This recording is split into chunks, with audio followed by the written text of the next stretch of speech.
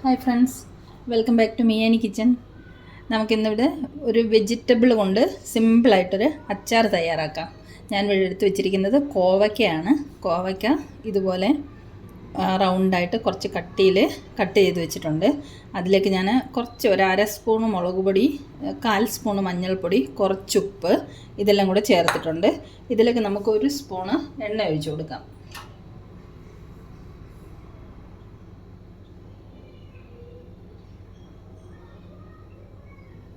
ഒരു സ്പൂണോളം എണ്ണ ഒഴിച്ചിട്ടുണ്ട്.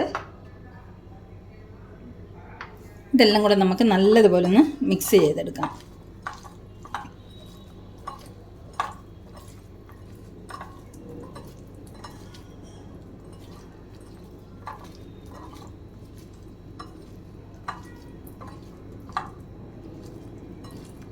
ഇത് നല്ലതുപോലെ മിക്സ് ചെയ്തിട്ടുണ്ട്. ഇത് നമുക്കൊരു 10 മിനിറ്റ് റെസ്റ്റ് ചെയ്യാൻ വെക്കാം.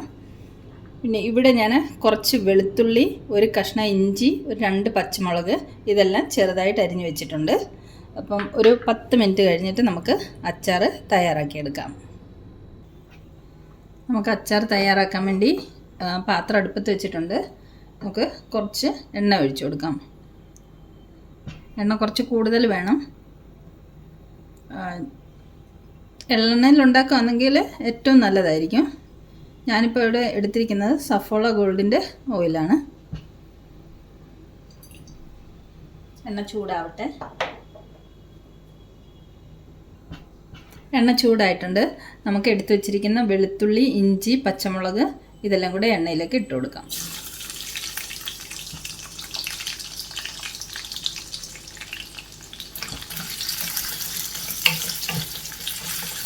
വെളുത്തുള്ളിയുടെ ഇഞ്ചിയുടെ ഒക്കെ ഒരു പച്ചമണം ഒന്ന് മാറുന്ന വരെ നമുക്കതൊന്ന് വഴറ്റിയെടുക്കാം.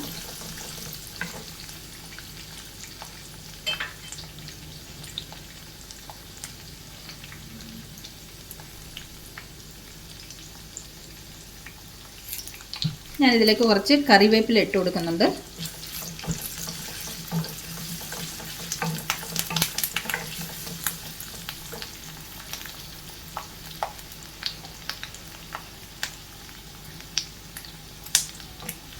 ഇനി നമുക്കിതിലേക്ക് മഞ്ഞൾപ്പൊടി, മുളക് പൊടി, ഉപ്പും കുറച്ച് എണ്ണയും കൂടെ പുരട്ടി വെച്ചിരിക്കുന്ന കോവയ്ക്ക ഇതിലേക്ക് ഇട്ട് കൊടുക്കാം.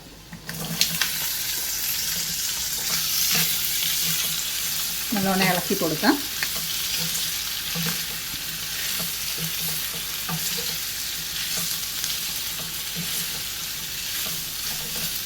ഇത് നമുക്കിങ്ങനെ കുറച്ച് സമയം ലോ ഫ്ലെയിമിൽ വെച്ചിട്ട് ഇതൊന്ന് വഴറ്റിയെടുക്കണം. ഇതെവിടെ ഇരിക്കട്ടെ. നമ്മുടെ കോവയ്ക്ക അടുപ്പത്ത് വെച്ചിട്ട് ഒരു 5 മിനിറ്റ് ആയിട്ടുണ്ട്. ഒന്നും കൂടെ ഇളക്കി കൊടുക്കാം. കുറച്ചും കൂടെ വെന്ത് കിട്ടാനുണ്ട്. നമുക്കിനി ഇത് ഒരു 5 മിനിറ്റ് അടച്ച് വെച്ച് വേവിക്കാം. നമുക്ക് കോവയ്ക്ക ഒന്ന് തുറന്ന് നോക്കാം. കോവയ്ക്ക കുക്കായിട്ടുണ്ട്. ഇത്രയും കുക്കായാൽ മതി അച്ചാറിനുള്ളത്. ഇനി നമുക്ക് ഫ്ലെയിം ഓഫ് ചെയ്തിട്ട് ഈ കോവയ്ക്കായി നമുക്ക് വേറൊരു പാത്രത്തിലേക്ക് കോരി മാറ്റിയെടുക്കാം.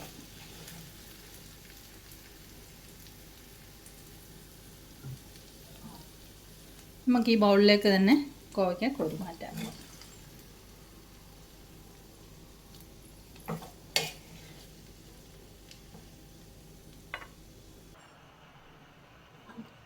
കോവയ്ക്കൊക്കെ നമ്മളൊരു ബൗളിലേക്ക് കോരി മാറ്റി വെച്ചിട്ടുണ്ട്.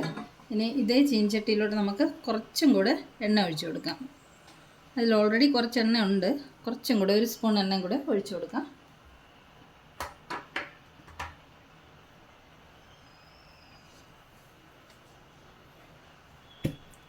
ഇതിലേക്ക് നമുക്ക് കുറച്ച് കായപ്പൊടി ചേർത്ത് കൊടുക്കാം. കായം കുറച്ച് കൂടുതൽ ചേർക്കുന്നുണ്ട്. എനിക്ക് അച്ചാറിന് കായം നല്ലതുപോലെ വേണം.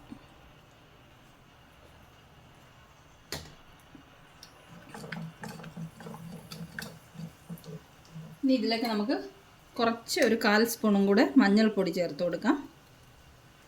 മഞ്ഞൾപ്പൊടി. ഇനി നമുക്ക് മുളക് പൊടി ചേർത്ത് കൊടുക്കാം. ഞാനൊരു 3 സ്പൂണ് മുളക് പൊടി ചേർക്കുന്നുണ്ട്. ഇത് കാശ്മീരി ചില്ലി പൗഡർ ആയതുകൊണ്ട് എരിവില്ല, കളർ മാത്രമേ ഉണ്ടാവുള്ളൂ. അപ്പോൾ ഒരു 3 സ്പൂണ് ചേർത്ത് കൊടുത്തിട്ടുണ്ട്. ഇത് നമുക്കൊന്ന് ഇളക്കി മിക്സ് ചെയ്യാം.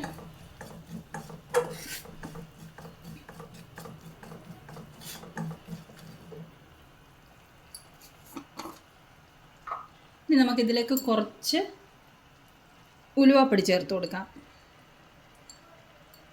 ഒരു 1/4 സ്പൂണോളം ഉലുവാപ്പൊടി ചേർക്കുന്നുണ്ട്.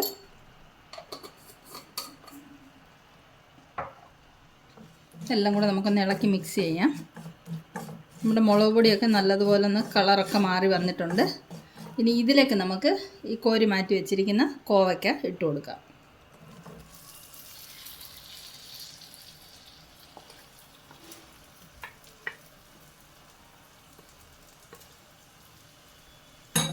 ഇനി ഇത് നല്ലതുപോലെ ഇളക്കി മിക്സ് ചെയ്യാം. മസാല എല്ലാം ഈ കോവയ്ക്കയിൽ പിടിക്കുന്നത് പോലെ നല്ലതുപോലെ ഇളക്കി മിക്സ് ചെയ്യാം.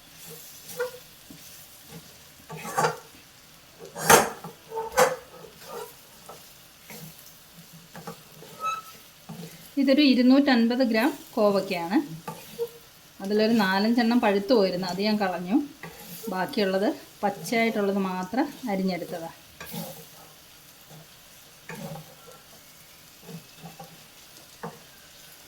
അപ്പോൾ നമുക്കിതൊരു 2 മിനിറ്റ് ഒന്ന് അടച്ച് വെക്കാം ലോ ഫ്ലെയിമിൽ. ജസ്റ്റ് 2 മിനിറ്റ്സ് മതി.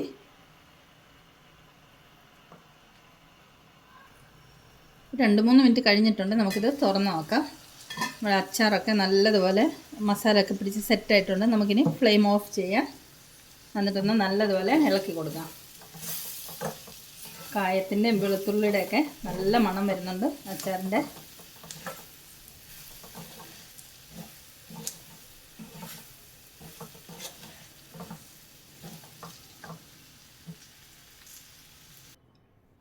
നമ്മുടെ സ്വാദിഷ്ടമായ കോവയ്ക്ക അച്ചാർ റെഡി ആയിട്ടുണ്ട്. നല്ല ടേസ്റ്റാണ്.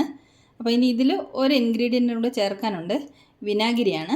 അപ്പോൾ നമുക്കിതിലേക്ക് ഒരു 1-1.5 സ്പൂണോളം വിനാഗിരി ഒഴിച്ചു കൊടുക്കാം. വിനാഗിരി ഒഴിക്കാം.